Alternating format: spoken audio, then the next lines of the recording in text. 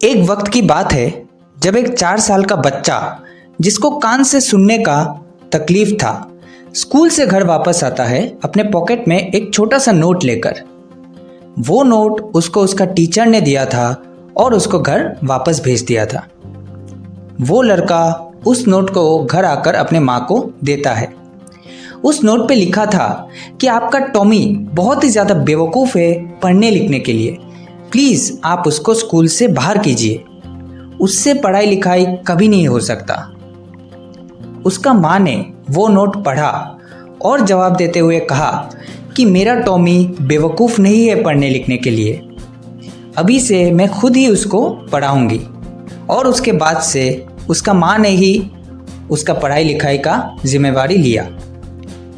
वो टॉमी ही बड़ा होके भविष्य में जाके the great Thomas Alva Edison के नाम से जाना गया। थॉमस सिर्फ 3 महीनों तक ही स्कूल में गया था, पर फिर भी वो पूरा दुनिया में मशहूर हुआ अपना आविष्कारों के वजह से। और एक कहानी थॉमस एडिसन के बारे में। 1914 की बात है जब थॉमस का उम्र 67 साल था। अपने फैक्ट्री को खो देता है उसमें आग लगने की वजह से। उस फैक्ट्री का इंश्योरेंस भी बहुत कम था।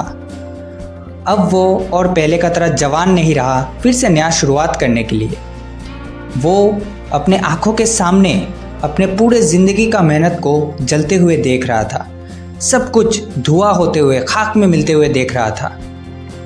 इसके बावजूद भी वो कहता है कि विपत्ति में भी बहुत बड़ा मूल्य होता है, हमारा सब गलतियाँ जल के राख हो जाता है।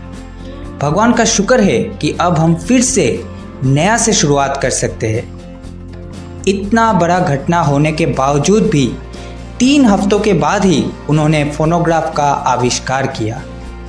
उनके एटीट्यूड के बारे में क्या ही कहे दोस्तों। यहाँ से हम कितना सीख ले सकते हैं, क्या सीख ले सकते हैं कि थॉमस अल्वा एडिसन को सफलता मिली समस्या के बिना नहीं, बल्कि समस्या होने के बावजूद भी उनको सफलता मिली। पर जो लोग नेगेटिव सोचते हैं उनको ऐसा लगता है कि वो लकी थे जो उनको सफलता मिला। तो दोस्तों ऐसा नहीं है कि सफलता जो लोग सफल हुए उन लोगों को बिना समस्या के ही सफलता मिल गया। अगर आपको सफलता चाहिए तो आपके समस्या के बीच में से ही गुजरना पड़ेगा और कोई दूसरा उपाय है ही नहीं।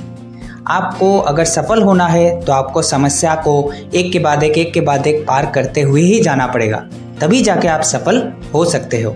समस्या के बिना आप सफलता की उम्मीद कभी मत करना।